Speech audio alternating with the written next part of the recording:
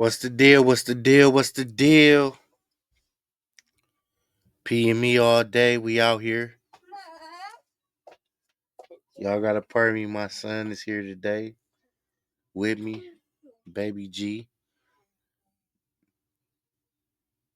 Basically, man, this is a little freestyle.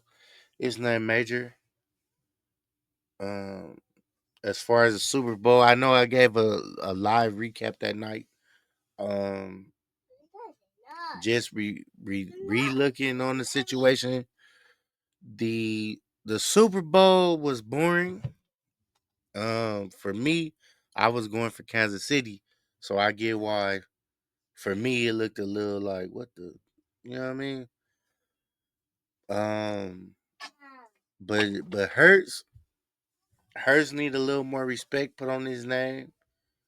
I was actually having a conversation with my uncle, and he was like, "Man, they be doing Hurts dirty.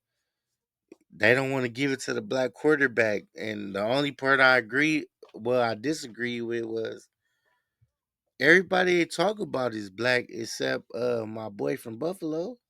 Oh, and from Cincinnati. But look though, um what's my man from Baltimore?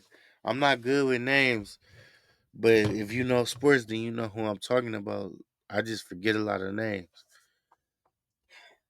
But they talk about him every day, and I always tell everybody he falls apart when it turns midnight. He turns back into a pumpkin. But they always give him credit. Jalen Hurts, I think, don't get the credibility that certain people are looking for because, for one, Saquon Barkley is having the best year I've ever seen him have. So he becomes the center of attention, just like Troy Aikman, right? And I understand if you talking black quarterback, white quarterback. I'm not talking race, bro. I'm talking skill set, talent. I'm just talking about winning for real. So if you look at Troy Aikman had Emmitt Smith, the best running back at that time. Michael Irvin. I mean, a cast at one time he had Dion, Michael, Emmett. God knows who else because I can't just remember off the top of my head. But niggas wasn't giving it up for Troy Aikman. Niggas was giving it up for Emmett. For sure, it was Emmett. It was all about Emmett. Like when I was a kid, number 22, Deuce Deuce. It was about Emmett. Then you fast forward a little bit in time.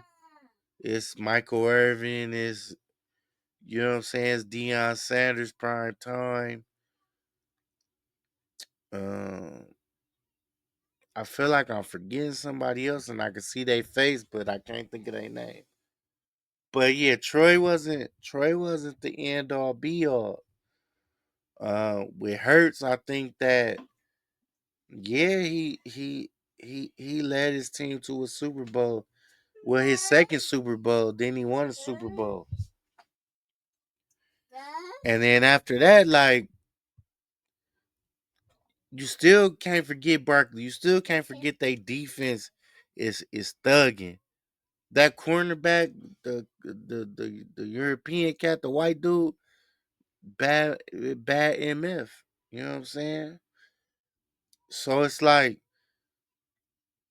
I wasn't disappointed that Kansas City lost. Like I was rooting for Kansas City because to me a three-peat is a big thing.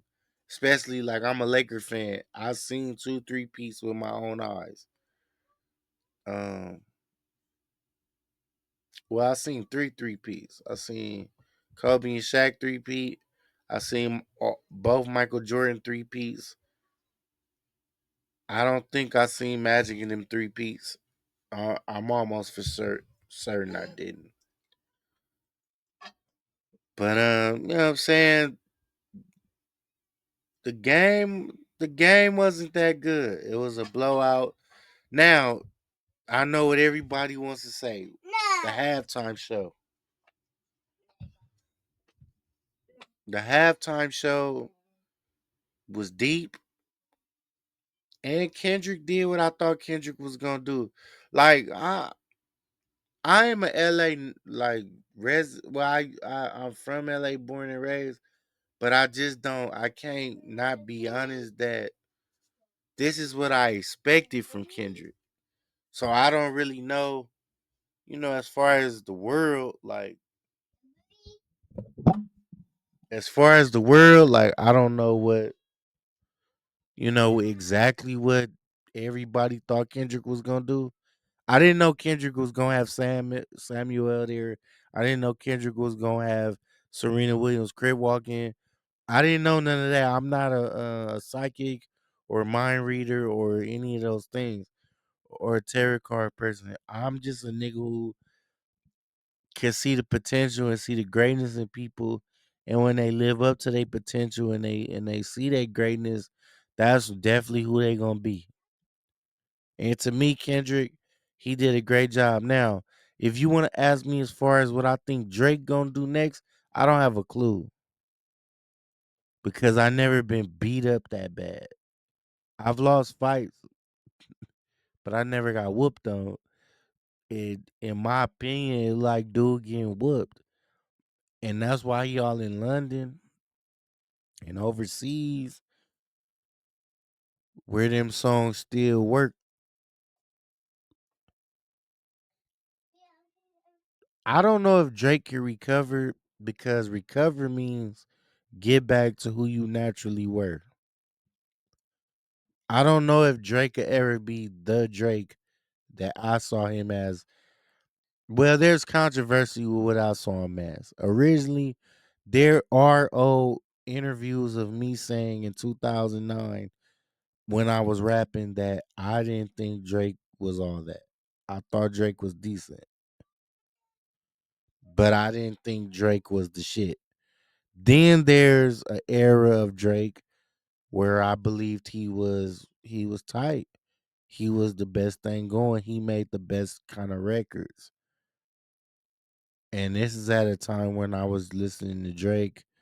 Um some shit like if you hearing this is too late or something.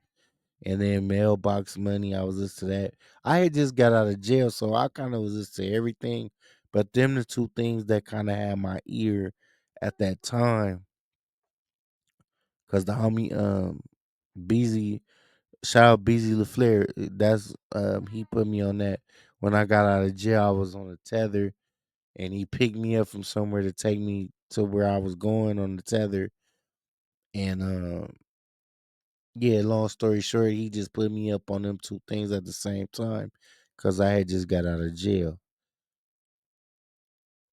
Drake can always have a career. You know why? Because Drake is like Cher.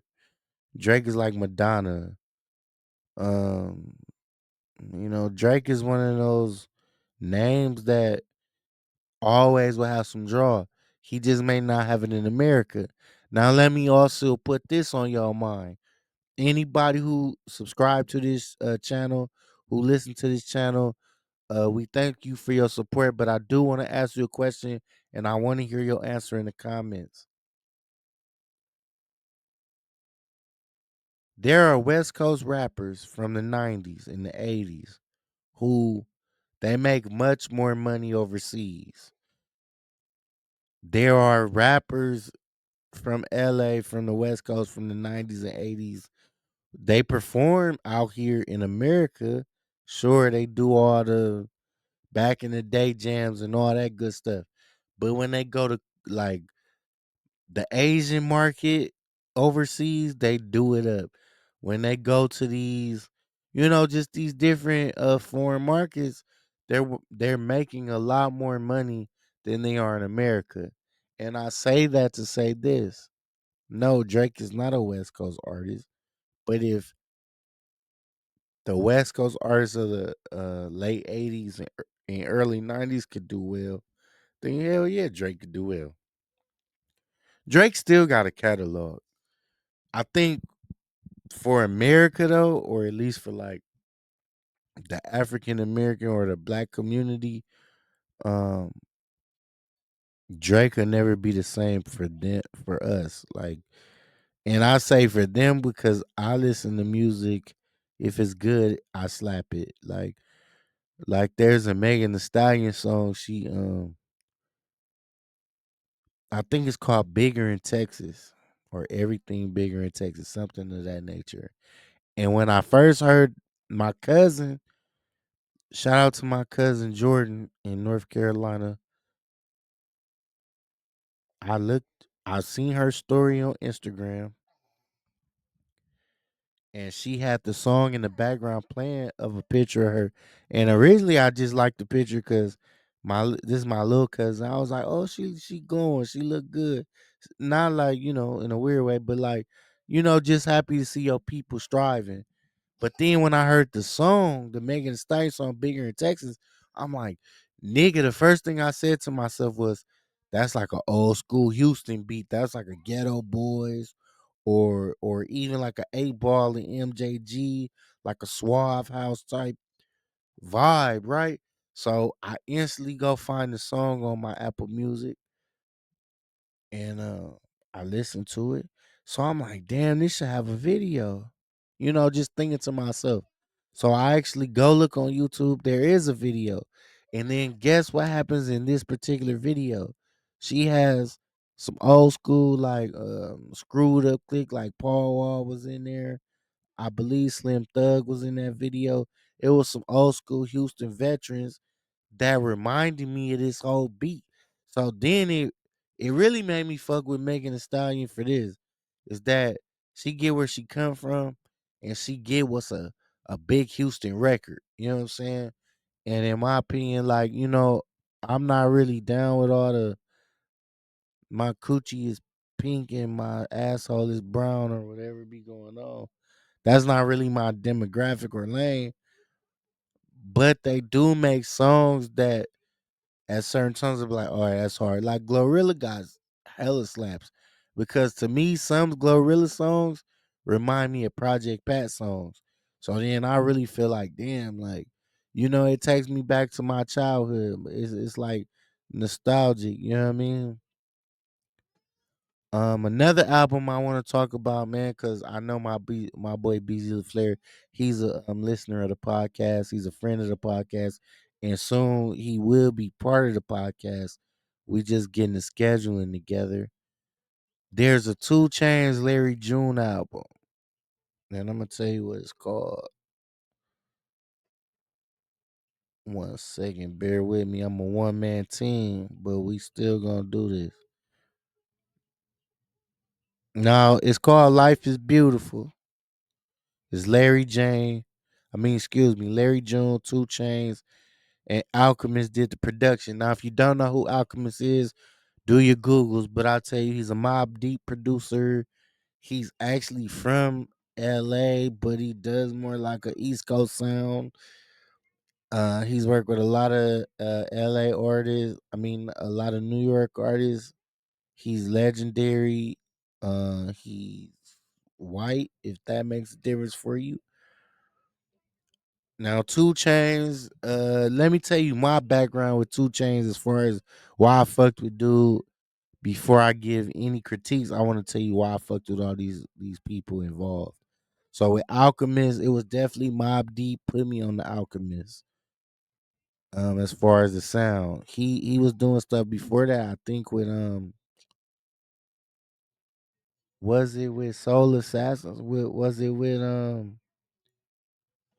Cypress Hill? Maybe I think Alk was down with Cypress Hill at first, LA rap group. Shout out to Be Real and them. And then he went on to do a lot of New York shit. And he definitely did some Mob Deep shit that I love. He's worked with other people I fuck with. I just can't like really think about everything at this moment. But Two Chains, I got hip to Two Chains when he was Titty Boy. And he had a mixtape. It was either called they were all like Tupac albums, but they were flipped. So one was for show called Trappavelli. One thing I think was called All Traps on Me or some shit like that. It was like a play on Tupac albums. But the songs he had on these mixtapes were so fucking cold because I knew him from Player Circle with Dollar Boy. It was Dollar Boy and Titty Boy, and they had Devil Bag Boy. They had this other fucking song where they went back and forth. They had a real good Jada and Styles vibe, just Southern, but it made you feel the same way, like when you hear Duffel Bag Boy or We Gonna Make It, like it got that same symmetry. You know what I mean? Saying so. That's how I got familiar with who Titty was or Two Chains.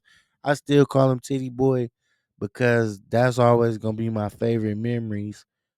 Then he had Cocaine Cowboys and he had a great mixtape run. I don't want to go through all that shit because the review is really about them as a collective.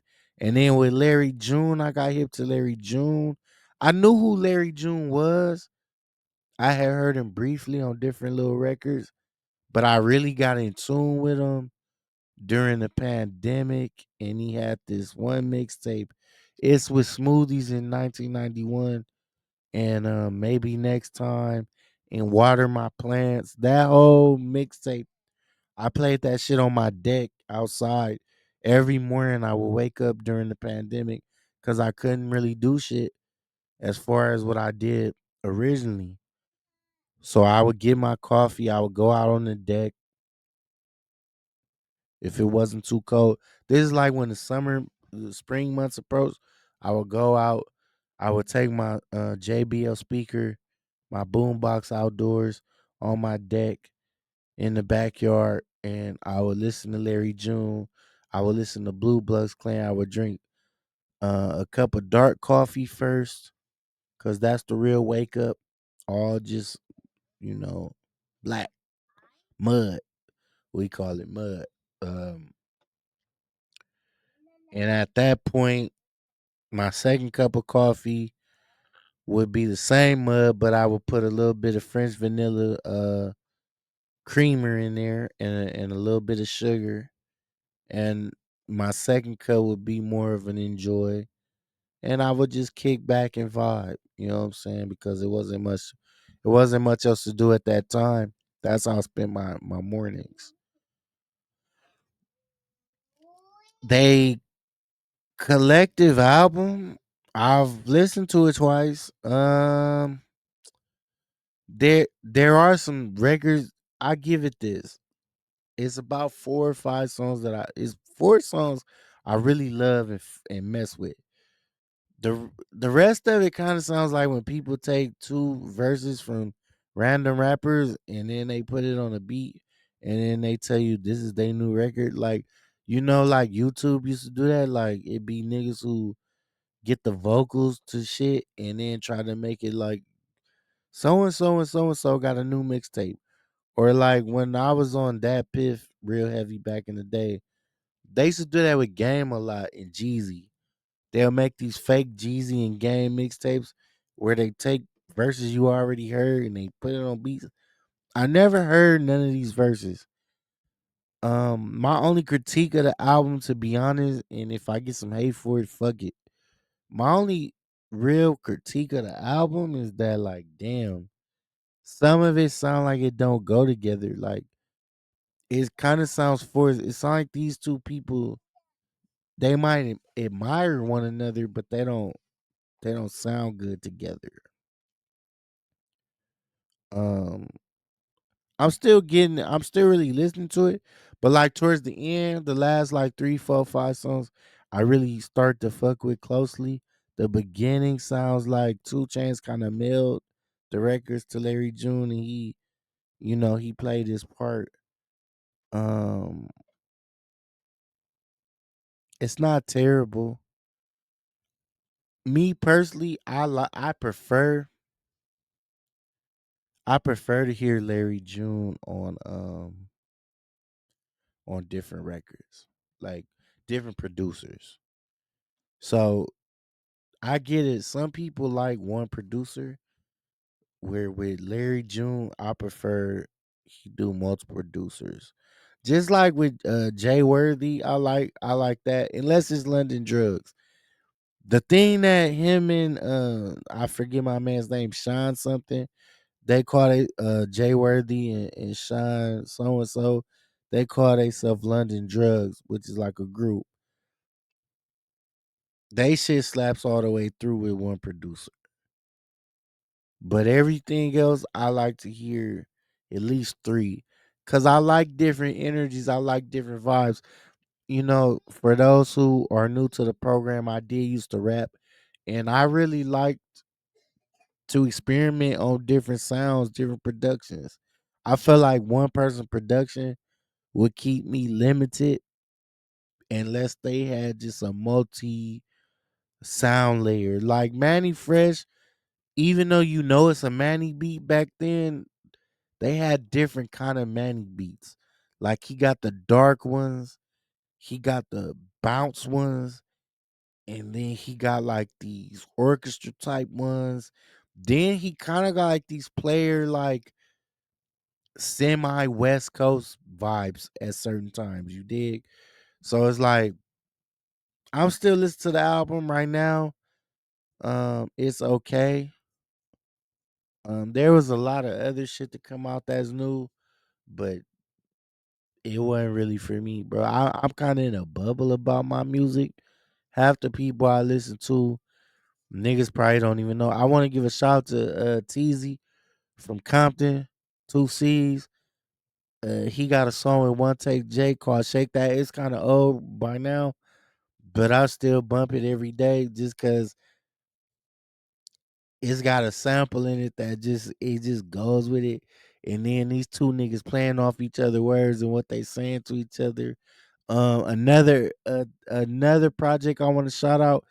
One of Cali Cuzz top picks is motherfucking Sugar Free and Spouty. You know what I'm saying, from the 40s. That album is hard. Let me look at the title of that. I really enjoyed that. It's like they rapping the old school beats, but it's all on some pimping. It's really like some sugar free. Like if you love sugar free, you gonna love this.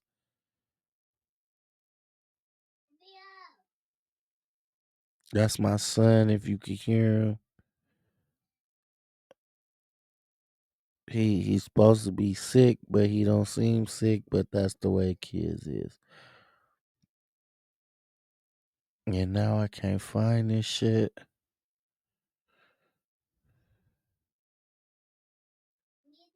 I mean, hopefully they didn't take it off.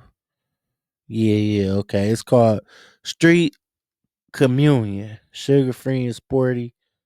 It came out in 2024. It's 11 joints. It came out in July. It's got a video called Get Your Mind Right. I would play stuff because I really would love to be more interactive, but I haven't figured out the way these copyrights work yet. And they seem to be like copyrighting a lot of my material if I play anything. So I really try not to play much. I really try to keep it conversational based. But once I figure that part out, we will be in the game. You know what I'm saying? All right, before we get up out of here, cause this is a short episode. I try to do short episodes when it's me by myself, cause like who the fuck want to hear me talk for 2 hours with no chat? Now, for anybody wondering if you do prefer live things, leave a comment so that I can start announcing when I'm going live.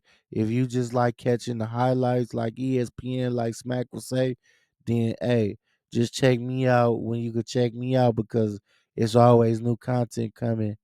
This week was a little rough. It's just a lot of shit going on with the homies, a lot of shit going on with myself.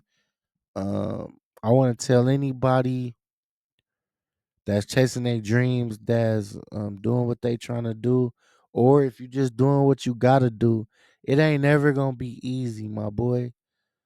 I think the what you receive out of it becomes easy, but the actual task at hand it never gets easier. I'm 37 years old, and as I've maneuvered through 37 years, I come to realize like life only gets harder. So you got to take what you learn, you got to take what you gained, and you got to go make it easier. So, do I expect this podcast and shit to be easy? Not right at this moment. But is it getting better? Yes. Now, if you watching us right now, we are still in 720, but we got a new camera. So all the blurriness and in and out, it should be a lot different. In the next week or so, we will be in 4K. We still just experiment with our technology. And for anybody on my ass about pause, why is not this content? Why is not more shows? Cause I'm literally doing this all by myself. I do the thumbnails, I do the promotions, I do the clips, and I'm not complaining. I'm just saying, like, be patient with us as a team until we could get a team. Everybody's busy taking care of their families. Everybody's busy, maintaining and doing their thing. So right now it's a little slow, but we gonna definitely have it bigger, better, and major, and just stay down. It is one thing I wanted to share, and I guess this is gonna be my share of the week. This is Cali Cuzz live. If you do want to help support us, the Cash App is at the bottom of the screen. You could type it in just as is. We're not asking for much. You can send $1. You can send 50 cents. All proceeds will be used towards bettering this show, um, helping my guests, and helping the technology grow, getting us another microphone. I did get us a new camera, so hopefully we do look better for you guys. You know what I'm saying? Now, this says police arrest woman seen leaving deceased reporter's hotel room for credit card use. Now, I did look into this story because at first I wasn't really interested, but the more I read, the more it became interesting. This lady has been arrested and charged and convicted with like tricking niggas, setting up niggas. So rest in peace to to the newsman. And he was only 27 years old. I don't want to say names. I just want to say, rest in peace to him and respect to his family. This young lady, I'm not gonna say her name either because I'm not the news. Um, bro, my honest opinion, if she go to jail forever, that's her business. I don't feel bad. Man, let me tell you something. I've been to jail about what 5 or 6 times. I've been locked up. Maybe more, maybe less. Cause I don't keep count. I don't keep statistics on that shit. Cause that shit just lost me time away from my real life. Um I don't wish jail upon nobody because is not really a cool place. And like it doesn't really accomplish the goal. It just gives you a complex that you have to fight against because either you end up going back to jail or you lose part of yourself trying to stay out of jail. But if this is true and you got a history set, you a setup chick, then fuck you. This man just working on the news on Telemundo doing his thing. He might have wanted some company, which is nothing wrong for wanting some company, because I don't think women really understand, right? Men, we we like attention. You know what I'm saying? Like women, or some women that I had conversations with, I don't like all that attention and no. But it's like, but men like attention from a woman. I mean, you know what I'm saying? Why else would a nigga get dressed up or put on designer clothes or anything else? Like because he's seeking the attention of a woman.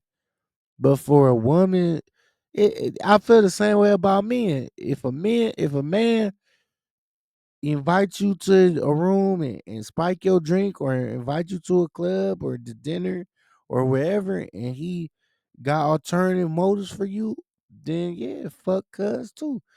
And that's how I feel about this woman. Not because she a woman, because you're a predator and because you taking advantage of people who just really looking to have a good time.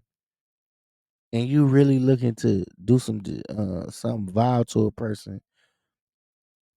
I always believe this, man. You could rob if you're a robber, rob, but don't kill. Now if the nigga put a gun on you and y'all got into a shootout, it's whatever. It's up. But just as far as like I gotta kill you cause I wanna steal your wallet, that's crazy to me. You know what I'm saying? This Cali Cuz live. We up out of here. Thank you to everybody supporting. Shout out to all my homies. Shout out to Von P. Shout out to King Lou. Shout out to Tay D313. Shout out to Beezy the Flair. Shout out to my boy Massenberg. I've been seeing you checking me out. That's my real homie too. I want to get you on here, but I realized that's gonna be a little more work for me. But I'm still gonna try it. That's why I had to say it publicly. Shout out to all my niggas in LA. Shout out to my nigga B Dots and Beto, TB, whatever cuz wanna be called. Uh Shout out to my homies from the 40s. Shout out to my homies from the 60s. Shout out to my homies from everywhere. Shout out to my nigga Trey from Inglewood. Who else I want to shout out? Shout out my brother Psychopone. What's up, fool? Uh, Nigga, shout out my sister Bino. It's all love, nigga. Shout out my cousin India. I'm gonna start doing a segment stories with India, stories about India. India not Sean got time to be on this podcast, cuz. So I can't get it. Well, I probably could get her on here, but I'm gonna see. But I'm gonna start telling some stories because she felt offended that I didn't tell no stories about sliding around with her. But you know why I really don't tell them stories? I feel like it shits on other people sometime, or it makes other people look risky. But I'll tell them stories the best way I can. Yeah. Shout out to my Osmond family. Shout out to my cousin Asia. Shout out my cousin Elon. Shout out my uncle O. Shout out my uncle Ian. Um. Oh shit. Yeah. Shout out all my Johnson family. Shout out my uncle Marvin. Shout out my auntie Carol. My cousin Millette. My cousin Jasmine. My cousin Brittany. If anybody I'm forgetting. Oh, my cousin Tanya. She went on a date with MC Ren once. I would love to hear that story. I don't know if she's happily married, by the way. But this was like in the 80s. This was NWA days. And when I was little, I had a big thing for NWA. Like, I think that was the first tape I stole from my uncle and I listened to all the way. And I was so shocked that Dr. Dre was in a group with Ice Cube and Easy. Because by the time I really started listening to music, Dr. Dre was doing the Chronic, Easy E was doing real motherfucking G's. Ice Cube biggest song right then was like "Today Was a Good Day," and then the other video, it's like a jungle. Sometimes that made me wonder how I keep from going under. I forget the name of that damn song, but yeah, just shout out to LA as a whole. I hope anybody going through the fire. I hope you found some relief, some help. Shout out to StreamYard for being a solid partner. Shout out to motherfucking um the Preem Collections, our motherfucking sponsor, our day one supporters. If you want any of the clothes that you see on their Instagram, you go to at the Preem Collection. You send a message. If that doesn't work, then come to me at California Carlito and send the message, and I'll get them the message if you want to order anything. I'm not sure if the website is on the Instagram, but if you want to order anything, if you got any ideas, if you want to do any collabs, you holler at my folks at the Preem Collections. Shout out my nigga Beezy LaFleur. Yeah, shout out. Oh yeah, yeah, yeah, yeah, yeah. Shout out my nigga Cole from Southwest, cause that's my, nah, cuz from Pontiac. I'm tripping, but yeah, that's my boy. All right, man, we up out of here though. This been Cali Cuz Live. Man, thank you for all the support. Remember to like, comment, subscribe. Even if you got bad comments, if you got comments that can help me out, help improve the show. Even if you want to call me a fat funky dog head bitch, I don't give a fuck. And till next week, hey man, do what you do, how you do, and I'm gonna do what I do, how I do, and then we'll see each other later, and it's gonna be greater. You hear me? All right, we up out of here. Have a good one. PM me all day. Like, comment, subscribe. More clips coming soon. In the next couple of days to the next episode, Von P, King Lou, Tay D, 313. All the homies will be here. Shout out Jazz. Shit. If I forgot you, nigga, put your name in the comments and I'll shout you out next week or in a couple of days. Cause I finished I'm really finna try to stream every day if I can find the time. All right, y'all. We up out of here in a minute.